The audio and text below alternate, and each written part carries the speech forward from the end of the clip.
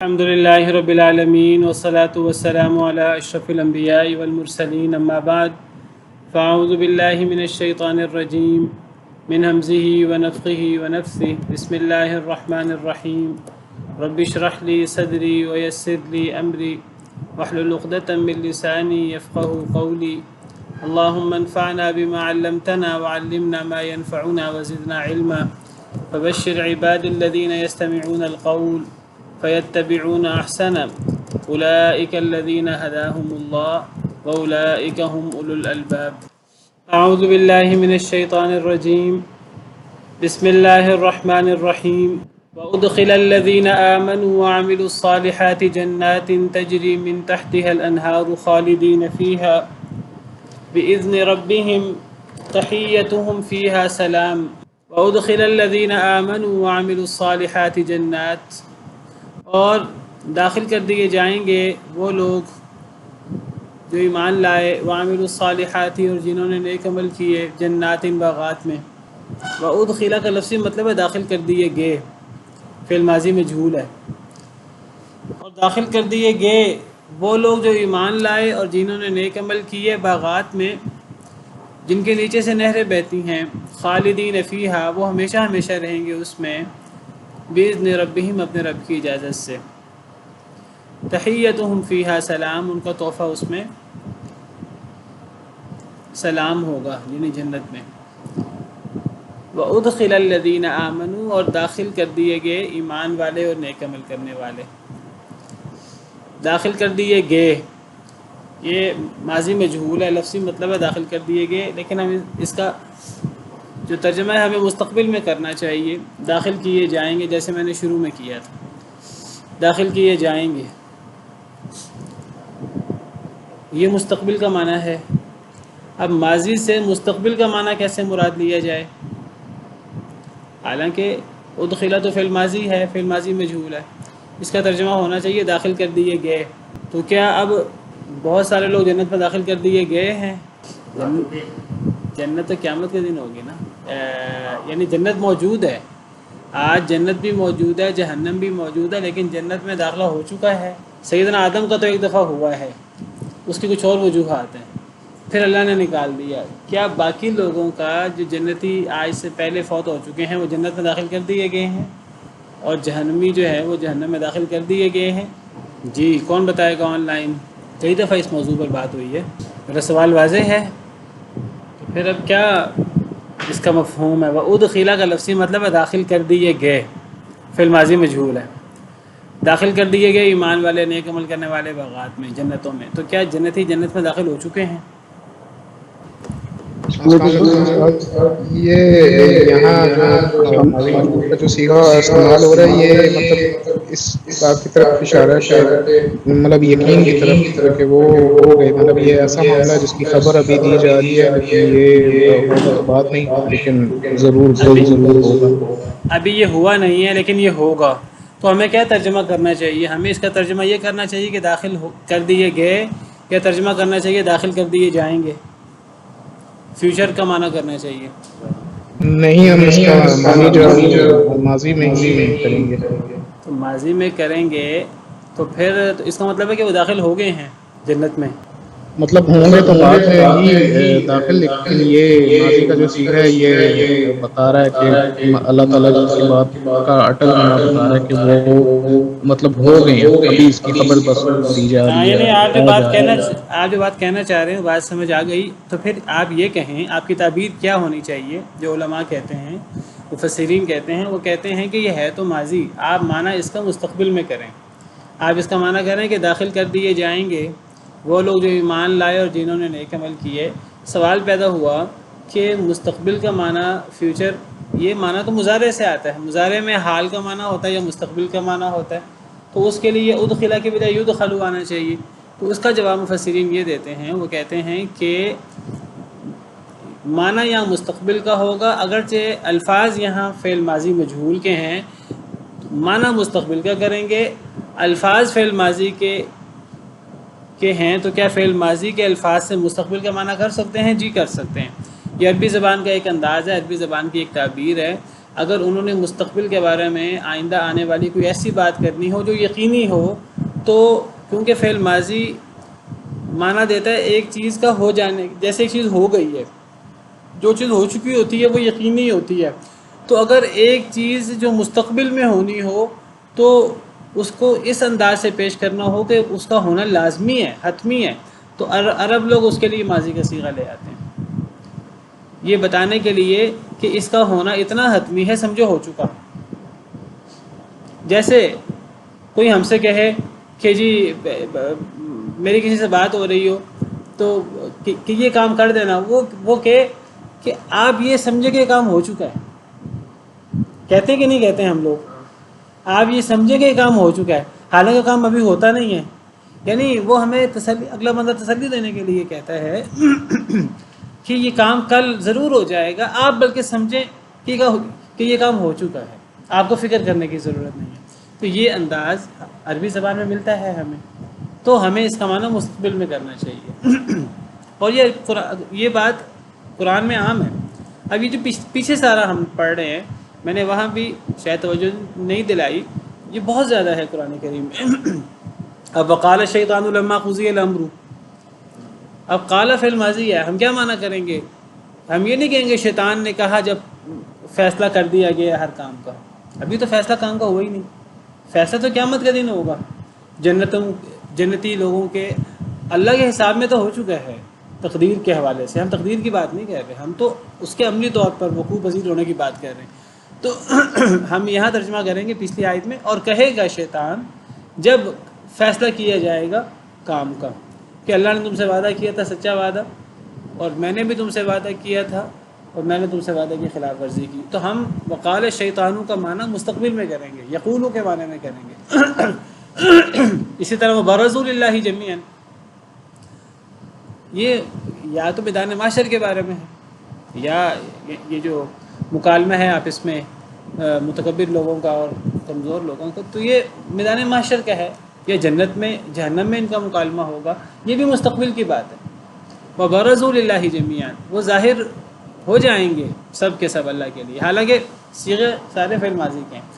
تو مستقبل کے لیے فعل ماضی کے صیغے لانے کا مقصد یہ ہوتا ہے کہ یہ اتنا یقینی ہے، اگرچہ یہ مستقبل میں ہے اور اس کا ہونا اتنا یقینی ہے جیسے کہ ہو چکا، تو یقین پیدا کرنے کے لیے ماضی کے صیغے آتے ہیں۔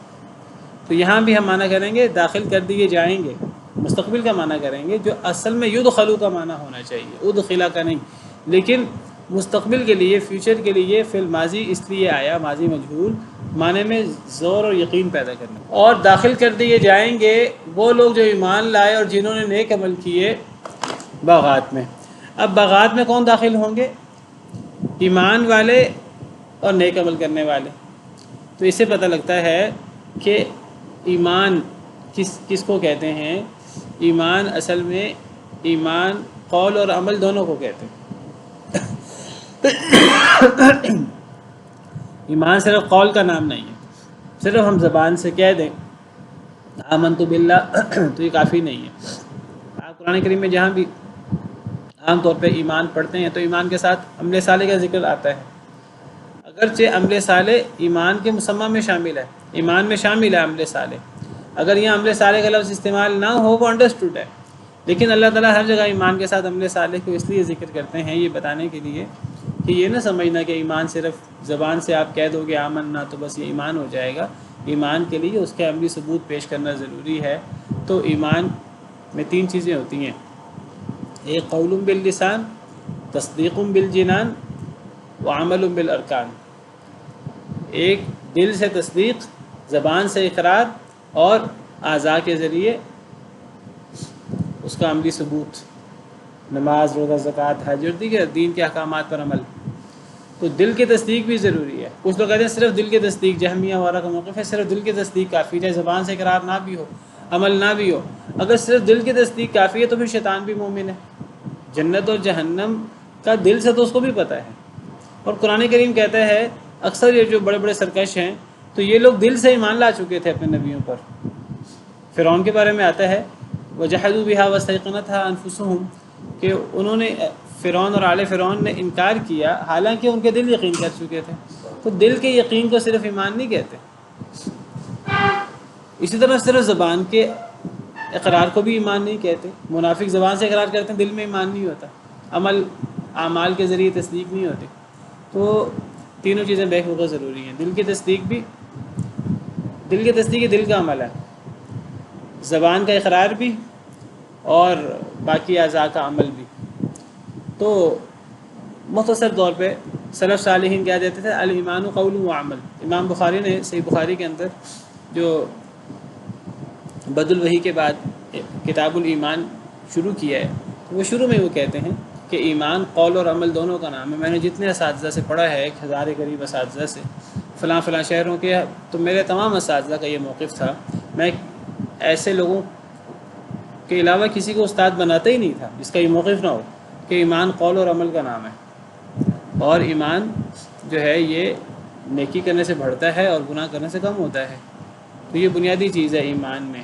ایمان قول عمل دونوں کا نام ہے. دل کی تصدیق بھی شامل ہے، زبان کے اقرار بھی شامل ہے، اور عمل بالارکان بھی شامل ہے. اس لیے ایمان کے ساتھ جگہ جگہ عامل الصالحات آتا ہے، اور یہ جو آمنو کے ساتھ وعامل الصالحات آتا ہے، یہ واو تفسیری ہے.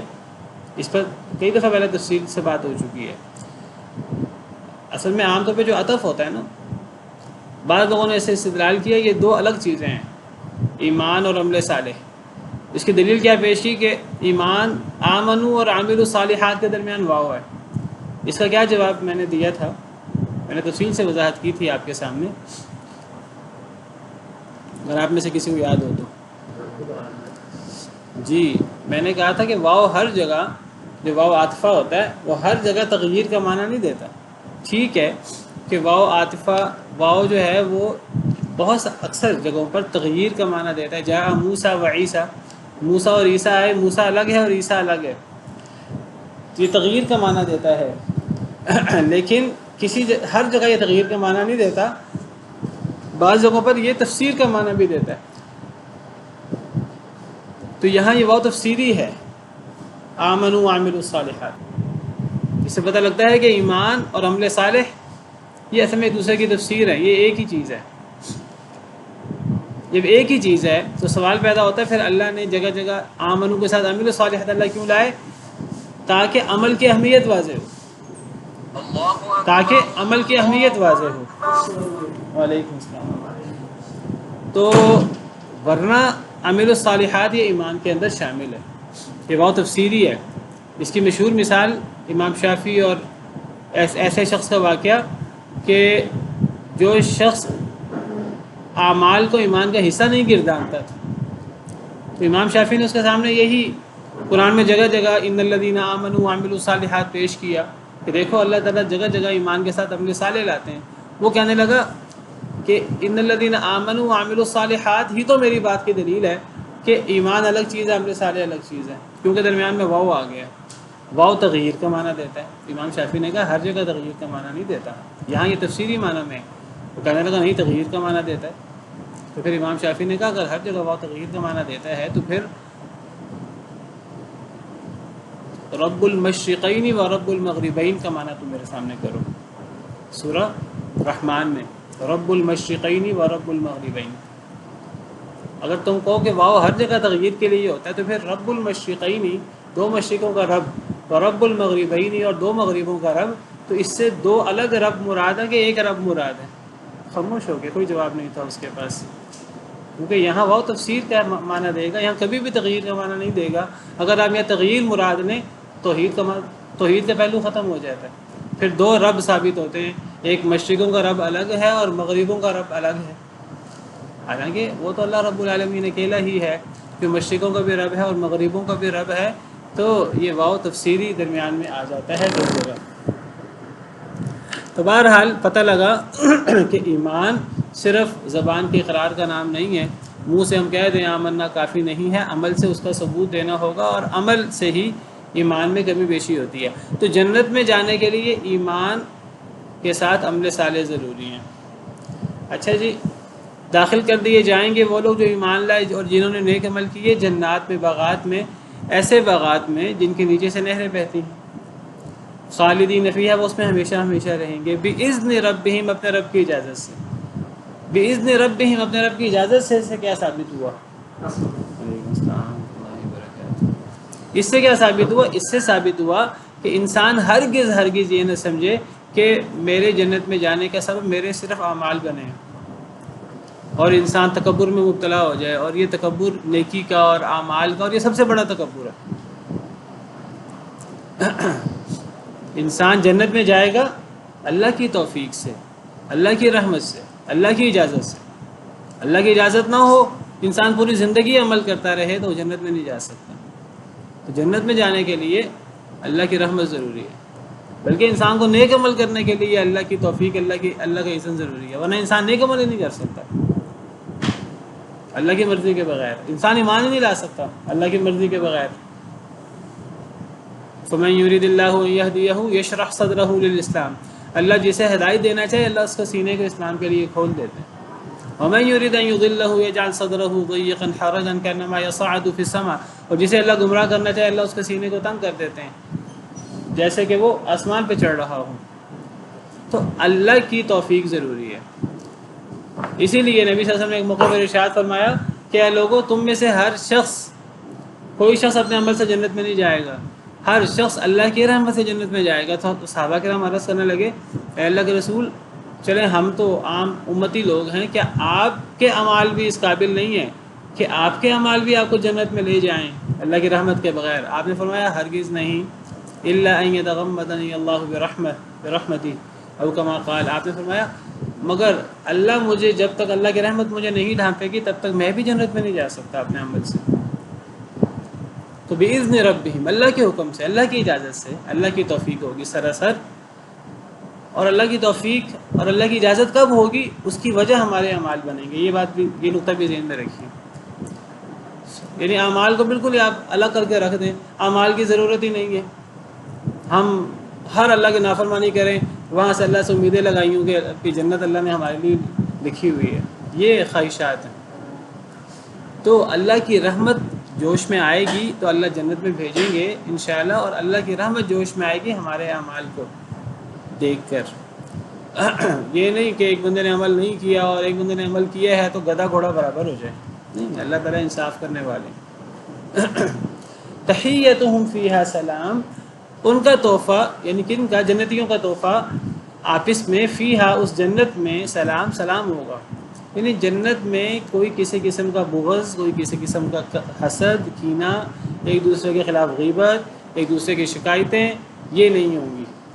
جنت میں دل بالکل صاف ہوں گے ہر ایک کے دوسرے کے بارے میں، اور ظاہراً بھی وہ ایک دوسرے کو سلام کہیں گے اور باطناً بھی وہ بالکل پاک صاف ہوں گے، کیونکہ اللہ تعالیٰ فرماتے ہیں کہ اللہ تعالیٰ وَنَزَعْنَا مَا فِي صُدُورِهِم مِّن غِلٍّ إِخْوَانًا عَلَى سُرُرٍ مُتَقَابِلِينَ، ہم جنت میں داخل کرنے سے پہلے ہم ان کے دلوں میں کسی قسم کا کوئی غل، کوئی بغض، کوئی کینہ، کوئی مخالفت ہوگی تو ہم جنتیوں کے دلوں سے وہ چیزیں نکال دیں گے، اور انہیں بالکل بھائی بھائی بنا کر، سینے صاف کر کے ہم جنت میں بھیجیں گے۔ دنیا میں آپس میں اختلافات بھی ہو جاتے ہیں، جھگڑے بھی ہو جاتے ہیں، عدالت بھی اور دشمنیاں بھی ہو جاتی ہیں، اللہ معاف کرے، مسلمانوں کے اندر۔ تو جب اللہ جنت میں بھیجیں گے تو اللہ سینے صاف کر کے، تو ظاہراً بھی سلام سلام ہر طرف سے، اور سینے بھی صاف ہوں گے، اور یہ سلام جو ہے، تحفہ جو ہے، یہ جنتیوں کا آپس میں بھی ہوگا، فرشتے بھی داخل ہو کر سلام کہیں گے، رب العالمین کی طرف سے بھی سلام کی ندا آئے گی۔ یہ بہت بڑا اعزاز ہوگا اہل جنت کا۔ تو اللہ فرماتے ہیں لا يسمعون فيها لغوا ولا تأثيما الا قيلا سلاما سلاما، کہ جنتی جنت میں نہ کوئی لغو بات سنیں گے، نہ کوئی گناہ کی بات سنیں گے، ہاں ہر طرف سے سلام کی صدائیں آ رہی ہوں گی۔ دعواہم فیہا سبحانک اللہم وتحیتہم فیہا سلام، ایک اور آیت میں فرماتے ہیں اللہ تعالیٰ جنت میں ان کی اکثر پکار سبحانک اللہم، یعنی اللہ کی تسبیح ہوگی، وتحیتہم فیہا سلام، اور جنت میں ان کا تحفہ سلام کا ہوگا۔ اچھا جی، یہاں جنت کی بات شروع کر دی اور جنت کی بات شروع کر کے ختم بھی کر دی۔ اب آگے نیا موضوع شروع ہو گیا، الم تر کیف ضرب اللہ مثلا کلمۃ طیبۃ۔ پیچھے سارا جہنمیوں کا موضوع چل رہا ہے، اللہ کے نافرمانوں کا تفصیل سے ہم نے پڑھا، پورا 2 رکوع تقریباً وہ جہنم اور اہل جہنم کے چل رہے ہیں۔ ساتھ ایک آیت جنت اور جنتی لوگوں کی، اور پھر آگے کلمہ طیبہ اور کلمہ خبیثہ کی بات شروع ہو گئی، نیا موضوع شروع ہو گیا۔ تو یہ ایک آیت کریمہ میں اللہ نے جنت اور اہل جنت کی بات کیوں کی؟ تو علماء کہتے ہیں کہ اللہ تعالیٰ کی سنت مبارکہ ہے کہ یعنی گویا کہ یہاں اصل موضوع جہنمیوں کا ہی ہے۔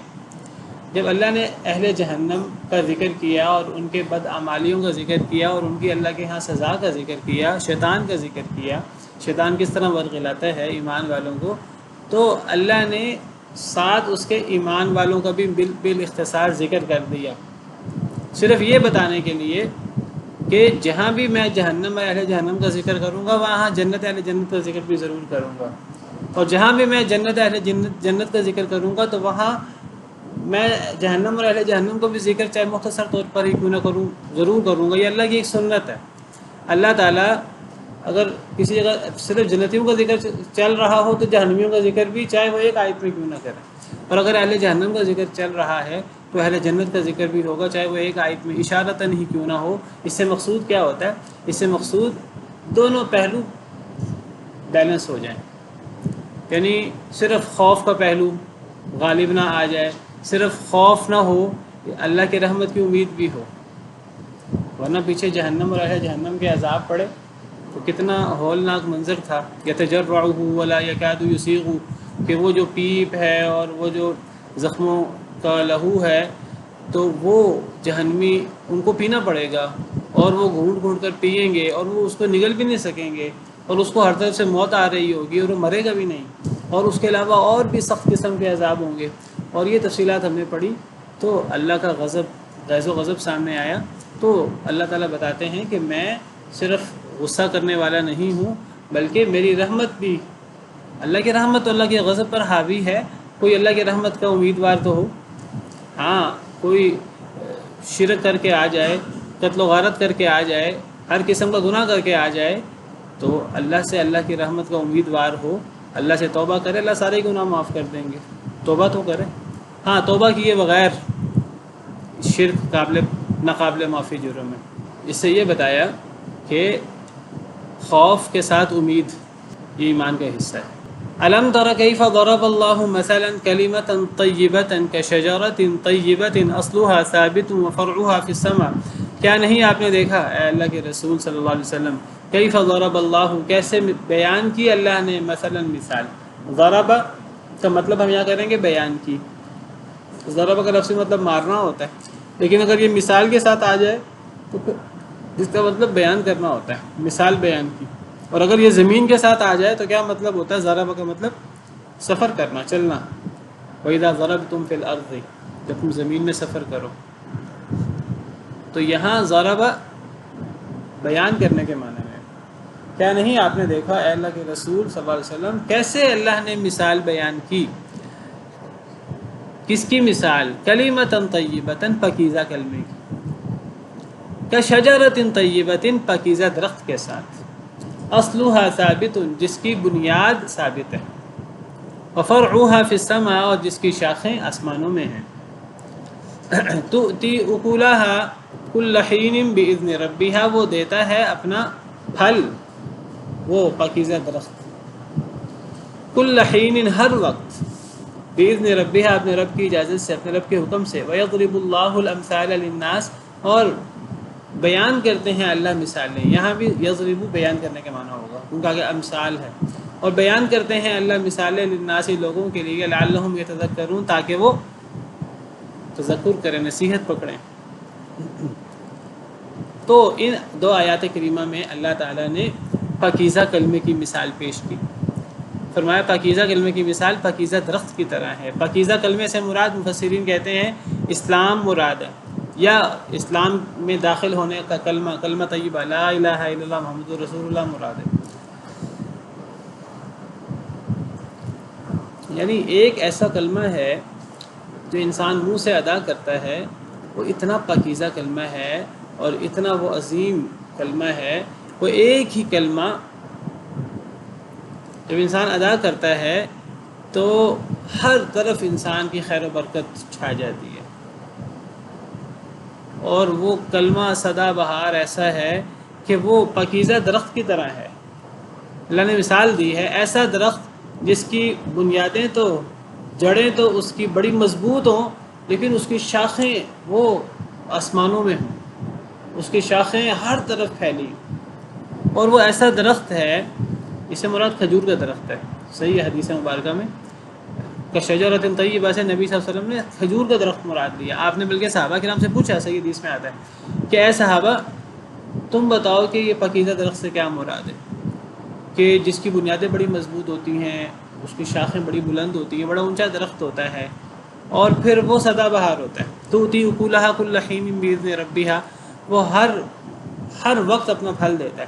تو کھجور کا درخت یہ سردیوں میں بھی گرمیوں میں بھی پھل دیتا ہے، اور یہ اس کی اونچی شاخیں ہوتی ہیں۔ تو نبی صلی اللہ علیہ وسلم نے صحابہ کرام سے پوچھا یہ کون سا پاکیزہ درخت ہے؟ وہ صحابہ کرام زیادہ گہرائی میں چلے گئے، حالانکہ سادہ سی بات کھجور کے درخت کی مثال تھی۔ انہوں نے بعض دفعہ سوال ہوتا ہے، بہت قریب کی چیز ہوتی ہے، انسان سمجھتا ہے کہ یہ اتنی قریب کی چیز نہیں سوال کر رہے، یہ کوئی زیادہ گہرا سوال کر رہے ہیں، حالانکہ سوال بڑا عام ہوتا ہے۔ تو صحابہ کرام وہ دور دور کے درخت سوچنے لگے۔ تو میں ذکر کر رہا تھا کہ صحابہ کرام دور دور کے گہری سوچ میں لگ گئے، ان کو اب سمجھ نہیں آیا کہ کون سا درخت مراد ہے۔ سیدنا ابن عمر رضی اللہ نبی صلی اللہ علیہ وسلم نے بعد میں بتایا صحابہ کرام کو، جب صحابہ میں سے کوئی بھی نہ بتا سکا، حضرت ابوبکر بھی موجود تھے، حضرت عمر بھی موجود تھے، کبار صحابہ موجود تھے، تو نبی صلی اللہ علیہ وسلم نے بتایا کہ کھجور کا درخت۔ تو صحابہ کرام کے ہم تو ذرا دور کی سوچ میں چلے گئے تھے، کھجور کا درخت تو ہمارے سامنے تھا بالکل، تو ہماری توجہ اس طرف نہیں گئی۔ ہم نے کہا شاید کوئی سے خاص کوئی ایسا درخت مراد ہے جو اتنا عام نہیں ہے، تو ہم زیادہ گہرائی میں چلے گئے تھے۔ تو حضرت ابن عمر جو بچے تھے وہ کہنے لگے، بعد میں حضرت عمر سے کہنے لگے ابا جان مجھے شروع میں ہی آ گیا تھا ذہن میں کہ اس سے کھجور کا درخت مراد ہے۔ تو حضرت عمر کہتے ہیں کہ بیٹا اگر تم یہ جواب دے دیتے نبی صلی اللہ علیہ وسلم کی مجلس میں تو میرا سر فخر سے بلند ہو جاتا، میں بڑا خوش ہوتا، تم نے کیوں نہیں جواب دیا؟ تو کہنے لگے اتنے بڑے بڑے صحابہ موجود تھے تو مجھے شرم آ گئی کہ بڑے صحابہ موجود ہیں، آپ موجود ہیں، ابوبکر موجود ہیں، تو میں بولوں۔ تو اس سے پتہ لگتا ہے کہ اللہ تعالیٰ بعض دفعہ ایک بچے کے دل میں بھی حق بات ڈال دیتا ہے، تو بچوں کو بھی یعنی بات کرنے کا موقع دینا چاہیے اور ان کی حوصلہ افزائی کرنی چاہیے۔ حضرت عمر نے حوصلہ افزائی کی ان کی اور کہا کہ اگر آپ جواب دیتے تو نبی صلی اللہ علیہ وسلم بھی خوش ہوتے اور مجھے بھی خوشی ہوتی کہ میرے بچے نے جواب دیا ہے۔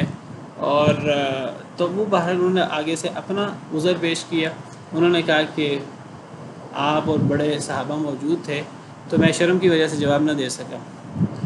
تو بہرحال یہ پاکیزہ درخت، یہ صحیح حدیث ہے۔ تو پاکیزہ درخت سے مراد کھجور کا درخت ہے۔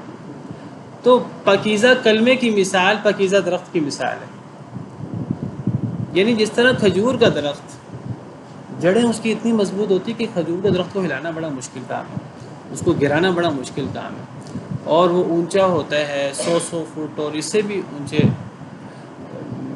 جو ہیں وہ، اور پھر اس کا پھل بہت زیادہ ہوتا ہے اور پھر ہر زمانے میں ہوتا ہے، جڑیں مضبوط ہوتی ہیں، شاخیں آسمان میں، یعنی اب مثال یہ ہے کہ جب جڑ مضبوط ہے تو اب شاخیں آسمان میں ہیں اور اس کا فائدہ بہت عام ہے۔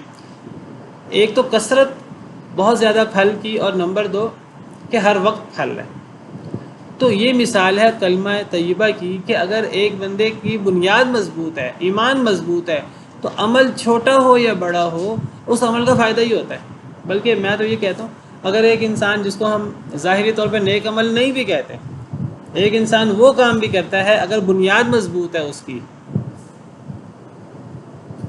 ایمان ہے، دین ہے اور اخلاص ہے، بنیاد مضبوط سے مراد یہ ہے جب وہ موجود ہے، جب منافقت نہیں ہے دل میں، تو پھر اگر ایک انسان چھوٹا عمل بھی کرے تو اس کا اجر اللہ کے ہاں بہت زیادہ ہوتا ہے۔ بلکہ ایک انسان سوئے صرف نیند ہی کرے تو اس کا سونا بھی عبادت بن جاتا ہے۔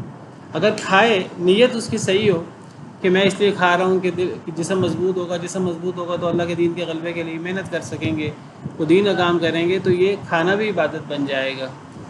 اور تفریح اور ایسی چیز بھی، انسان ٹینشن میں ہے تھوڑی سی تفریح کرے تو وہ تفریح بھی، کھیل کود بھی عبادت بن جائے گا کہ جی وہ تفریح سے وہ جو دماغ کے اوپر بوجھ ہے وہ بوجھ کم ہوگا، اور پھر دوبارہ ہم دین کے غلبے کے لیے ہم نئے حوصلے کے ساتھ اور نئی تازگی کے ساتھ ہم جو ہے وہ دوبارہ دین کے غلبے کے لیے سوچیں گے، محنت کریں گے، تو ہر چیز عبادت بن جاتی ہے۔ اور اگر بنیاد ہی مضبوط نہیں ہے.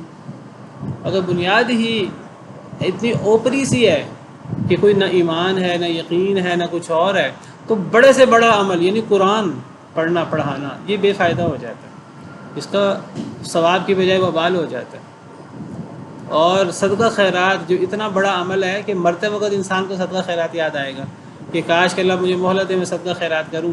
وہ صدقہ خیرات کرنے والا ایک شخص اگر ایمان نہیں ہے، اخلاص نہیں ہے، اگر وہ بنیاد مضبوط نہیں ہے، تو صدقہ خیرات یہ وبال بن جائے گا انسان کے لیے. اور یہ جہاد کتنا بڑا عمل ہے، ایک قطرہ نہیں زمین پہ گرتا مگر گناہ انسان کے پہلے معاف ہو جاتے ہیں. تو یہ جہاد جیسا عمل اگر ایک بندے نے اس کو اللہ کی رضا کے لیے نہیں کیا، ایمان کے ساتھ اخلاص کے ساتھ نہیں کیا، تو یہ اللہ کے دین کے غلبے کے لیے جہاد نہیں ہے، تو یہ بھی وبال ہے. اور یہ تین لوگ ہیں، قاری قرآن اور یہ سخی اور یہ جہاد کرنے والا، اللہ ان لوگوں سے اللہ معاف کرے جہنم کو بھڑکائیں گے، جہنم کی آگ کو، والعیاذ باللہ. تو کلمہ طیبہ بنیاد مضبوط ہوگی تو ہر عمل کا فائدہ ہوگا. پیچھے ہم نے تفصیل سے پڑھا کہ کافر کے کسی عمل کی کوئی حیثیت نہیں ہے. کافروں کے مثل الذین کفروا بربہم اعمالهم کرمات، کافروں کے اعمال کی مثال راکھ کی مانند ہے، ان کے اعمال کا کوئی فائدہ نہیں ہے. لا یقدرون علی شیء مما کسبوا، قیامت کے دن وہ اپنے کسی عمل پر قدرت نہیں پا سکیں گے، کسی عمل کا کوئی فائدہ نہیں ہوگا انہیں قیامت کے دن. کافروں کو جب کسی عمل کا فائدہ نہیں ہے، وہ فائدہ کیوں نہیں ہے؟ کیونکہ کلمہ طیبہ موجود نہیں ہے، بنیاد مضبوط نہیں ہے، اخلاص موجود نہیں ہے. اخلاص ہو تو پھر عمل بہت بڑا عمل ہے اس کا بھی فائدہ ہے، چھوٹا عمل ہے اس کا بھی فائدہ ہے. تو کیا نہیں آپ نے دیکھا کیسے اللہ نے مثال پیش کی پاکیزہ کلمے کی. اس کی مثال پاکیزہ درخت کی طرح ہے جس کی اصل ثابت ہے. تو اصل ثابت ہونا بہت ضروری ہے. اگر اصل ہی ثابت نہیں ہے پھر فائدہ بھی نہیں ہوتا، بڑے سے بڑے عمل کا فائدہ نہیں ہوتا. اور اگر اصل ثابت ہے چھوٹا سے عمل کو بھی اللہ بہت زیادہ باہر لگا دیتا ہے. وفرعها فی السماء، اور اس کی شاخیں آسمانوں میں. تؤتی اکلھا، وہ دیتا ہے اپنا پھل کل حین، ہر وقت، باذن ربھا، اپنے رب کے حکم سے. اور اللہ مثال بیان کرتے ہیں تاکہ لوگ غور و فکر کریں. یہ اللہ نے مثال سے بات سمجھائی کلمہ طیبہ کی پاکیزہ درخت سے، اللہ مثالوں سے بات سمجھاتے ہیں. وَمَثَلُ كَلِمَةٍ خَبِيثَةٍ، اور پھر جب کلمہ طیبہ کی مثال پیش ہوئی جس سے مراد اسلام ہے یا لا الہ الا اللہ ہے، اور پاکیزہ درخت سے مراد بتا چکا ہوں، اس سے مراد کھجور کا درخت ہے. تو جب اللہ نے کلمہ طیبہ کی مثال پیش کی، اب خبیث کلمہ کی مثال کیا ہے، اب برے کلمہ کی مثال کیا ہے. خبیث کلمے کی مثال خبیث درخت کی طرح ہے. خبیث درخت سے مراد مفسرین کہتے ہیں اس سے حنظل کا درخت مراد ہے، حا نون ضا لام، حنظل یہ صحراؤں میں ہوتا ہے، پتھریلی زمین پہ، جس کو ہم اردو میں اندرائن بھی کہتے ہیں. اندرائن کا درخت میں دیکھ رہا تھا گوگل میں تو اس کی یہ تصویر سامنے آئی ہے. تو خبیث کلمے کی مثال، پلید کلمے کی مثال جیسے پلید درخت کی مثال، گندے درخت کی مثال. اجتثت من فوق الارض، جو اکھاڑ لیا گیا ہو زمین کے اوپر سے ہی، یعنی اس کو کھینچو اس کی کوئی بنیاد ہی نہیں ہوتی، جڑیں ہی نہیں ہوتی اس کی، وہ آپ پکڑیں اور کھینچیں ساتھ ہی ہاتھ میں آ جاتا ہے، کوئی قرار ہی نہیں ہے اس کو. ما لہا من قرار، نہیں ہے اس کو کوئی قرار، کوئی مضبوطی نہیں ہے اس کی. تو برے کلمے کی مثال ایسے ہے، بغیر اخلاص کے عمل کی مثال ایسے ہے، برے اعمال کی، منافقت کی مثال ایسے ہے، والعیاذ باللہ. بڑے سے بڑا عمل کر لو ضائع، بڑے سے بڑا عمل کر لو. عبداللہ بن جدعان، صحیح مسلم کی حدیث ہے، یتیموں کی دیکھ بھال کرتا تھا، کھانے کھلاتا تھا، اس کے دسترخوان سے ہر کوئی آ کے کھانا کھا رہا ہے، ہر ایک سے حسن سلوک کر رہا ہے، ہر ایک کا ہاتھ بٹا رہا ہے، ہر ایک کی مدد کر رہا ہے. حضرت عائشہ نے پوچھا اے اللہ کے رسول، یہ نبی صلی اللہ علیہ وسلم سے پہلے فوت ہو گیا، آپ کے نبوت کے دعوت سے پہلے ہی. حضرت عائشہ نے پوچھا کہ کیا عبداللہ بن جدعان جو اتنا نیک شخص تھا تو کیا اس کو اس کی نیکی کوئی فائدہ دے گی؟ نبی صلی اللہ علیہ وسلم نے فرمایا نہیں، کوئی فائدہ نہیں دے گی، جہنم میں جائے گا. حضرت عائشہ نے پوچھا کیوں؟ وہ تو بڑا بڑا ہی اس کے نیک اعمال تھے، تو نبی صلی اللہ علیہ وسلم نے فرمایا کہ اس نے کبھی لا الہ الا اللہ پڑھا ہی نہیں، اس نے کبھی کوئی کام اللہ کے لیے کیا ہی نہیں، کبھی اس نے یہ پڑھا ہی نہیں رب اغفر لی خطیئتی یوم الدین، کہ اے اللہ قیامت کا دن ہوگا تو قیامت کے دن میری خطائیں معاف کر دینا. اس کو قیامت پر ہی اس کو ایمان نہیں تھا، یقین نہیں تھا. تو ایمان کے ساتھ، اخلاص کے ساتھ، یقین کے ساتھ چھوٹے سے چھوٹا عمل بھی، وہ کیا پتہ انسان، اور چھوٹے عمل کو بھی حقیر نہیں سمجھنا چاہیے، کیا پتہ چھوٹا عمل انسان کے سارے گناہ معاف کروا دے اور اللہ کی جنتوں کا حقدار بنا دے. اور اگر ایمان اور یقین نہیں ہے تو بڑے سے بڑا عمل اس کی بھی کوئی حیثیت نہیں ہوتی، جیسے ہم پیچھے تفصیل سے پڑھائے ہیں. مثل الذین کفروا بربہم اعمالہم کرماد، کافروں کے اعمال کی مثال راکھ کی طرح ہے آندھی والے دن. نہیں، ابھی نبی صلی اللہ علیہ وسلم کی نبوت سے پہلے ہی فوت ہو گیا تھا، تو وہی اسی شرک پر تھا نا. تو شرک کے ساتھ وہ اب وہ اتنا خرچ، اس کو کہیں سے خزانہ مل گیا تھا اصل میں، تو وہ اس خزانے کو وہ خرچ کرتا تھا ہر جاننے والے نہ جاننے والے پر، لیکن اس کو اس کے اس عمل نے کوئی فائدہ نہیں دیا، کیونکہ پیچھے بنیاد نہیں ہے ایمان کی اور یقین کی. یثبت اللہ الذین آمنوا بالقول الثابت فی الحیات الدنیا وفی الآخرہ. میں نے اس لیے مثال پیش کی ہے ہمارے ہاں، یعنی کوئی بھی شخص جو مشہور ہے دنیا کے اندر فوت ہو جائے تو ہم اس کی یہ دیکھے بغیر مومن ہے کہ کافر ہے، ہم اس کے بعض اعمال دیکھنا شروع کر دیتے ہیں. جی وہ اپنی ذاتی زندگی میں بڑا نیک لگتا تھا تو اللہ تعالیٰ اس کو ضائع تو نہیں کرے گا، ہم اس قسم کی باتیں شروع کر دیتے ہیں. حالانکہ بڑے واضح دین کے اندر جو مسلمان نہیں ہے وہ جنت میں نہیں جا سکتا. ایمان کے بغیر کوئی عمل قابل قبول نہیں ہے، ایمان ہوگا تو پھر اگلی باتیں شروع ہوں گی. اخلاص کے بغیر کوئی عمل قابل قبول نہیں ہے. یثبت اللہ الذین آمنوا بالقول الثابت فی الحیات الدنیا وفی الآخرہ. ثابت قدم کر دیتے ہیں اللہ تعالیٰ ان لوگوں کو جو ایمان لائے، بالقول الثابتی، قول ثابت کے ساتھ، مضبوط بات کے ساتھ، فی الحیات الدنیا، دنیا کی زندگی میں بھی، وفی الآخرہ، اور آخرت میں بھی. وَيُضِلُّ اللَّهُ الظَّالِمِينَ، اور گمراہ کر دیتے ہیں اللہ تعالیٰ ظالموں کو. وَيَفْعَلُ اللَّهُ مَا يَشَاءُ، اور کرتے ہیں اللہ تعالیٰ جو وہ چاہتے ہیں. تو اللہ تعالیٰ فرماتے ہیں کہ اللہ تعالیٰ ایمان والوں کو ثابت قول کے ساتھ ثابت کرتے ہیں دنیا کی زندگی میں بھی اور آخرت میں بھی.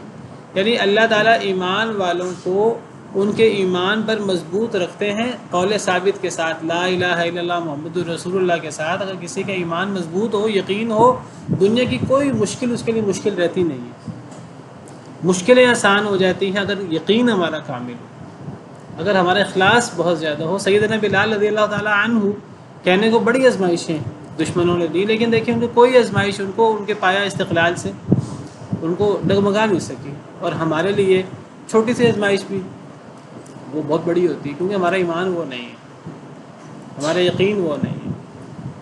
تو جس کا ایمان اور یقین مضبوط ہوگا، دعا بھی ہے، اللہم اقسم لنا من خشیتک ما تحول به بیننا وبین معصیتک ومن طاعتک ما تبلغنا به جنتک ومن الیقین ما تهون به علینا مصائب الدنیا. اللہ اتنا یقین عطا کر دے کہ دنیا کی ساری مشکلیں ہلکی ہو جائیں. یقین جو ہے نا ہمارے اندر وہ نہیں ہے، ہمیں چھوٹی سی مشکل ہمارے لیے اتنی بڑی پہاڑ کی طرح ہوتی ہے. اور صحابہ کرام کے لیے بڑی مشکلیں کوئی حیثیت نہیں رکھتی تھیں، ان کا ایمان اتنا زیادہ تھا. تو اللہ تعالیٰ مدد کرتے ہیں، پھر اللہ قول ثابت پر جما دیتے ہیں دنیا کی زندگی میں ایمان والوں کو، اور آخرت میں یعنی قبر میں. آخرت کی پہلی منزل قبر ہے. قبر میں جب سوال ہوتا ہے نا، خاص طور پر ایمان والے کو اللہ مضبوط کر، جو دنیا میں اپنے ایمان پر مضبوط تھا تو اس کا ایمان، اس کا کلمہ، اس کا یقین اسے دنیا میں بھی مصیبتوں سے بچاتا ہے. بڑی سے بڑی مشکلات آئیں ہلکی ہو جاتی ہیں ایمان کی وجہ سے، یقین کی وجہ سے. اور قبر کے اندر وہ جو سوال ہوں گے، جو مشکل ترین مرحلہ ہوگا، تو اس میں اللہ تعالیٰ ثابت قدم رکھیں گے، اور اللہ تعالیٰ سوالوں کے جواب وہ انسان کے منہ سے ادا ہوں گے اللہ کے حکم سے، کہ تیرا دین کیا ہے، تو کہے گا اسلام. تیرا رب کون ہے؟ اللہ. تیرا نبی کون تھا؟ تو یہ چیزیں رٹنے سے یاد نہیں ہونی، یہ چیزیں تو پوری عملی زندگی کا عمل پورا، تو یہ جواب آئیں گے. ورنہ منافق دنیا میں جتنا مرضی رٹا مار لے، وہ قبر میں جواب نہیں دے سکے گا، کسی سوال کا جواب نہیں دے سکے گا، کہے گا لوگ کہا کرتے تھے، مجھے اب یاد نہیں ہے لوگ کیا کہا کرتے۔ تو یہ قبر کے اندر ثابت قدمی اور سوالوں کا جواب یہ دنیا کے اندر ایمان اور یقین کے ساتھ آتا ہے۔ دنیا کا ایمان اور یقین دنیا میں بھی فائدہ دیتا ہے۔ اللہ تعالیٰ ایمان والوں کو قول ثابت کے ساتھ دنیا میں بھی ثابت قدم رکھتے ہیں اور آخرت میں بھی، قبر میں بھی۔ اور یہ دعا بھی ہے، اگر کوئی بندہ فوت ہو جائے تو یہ دعا پڑھنی چاہیے، اللہم ثبتہ بالقول الثابت فی الحیات الدنیا وفی الآخرہ، یہ دعا کرنی چاہیے بہت زیادہ۔ نبی صلی اللہ علیہ وسلم نے یہ دعا سکھائی۔ تو یہ کون ثابت رکھتا ہے؟ اللہ۔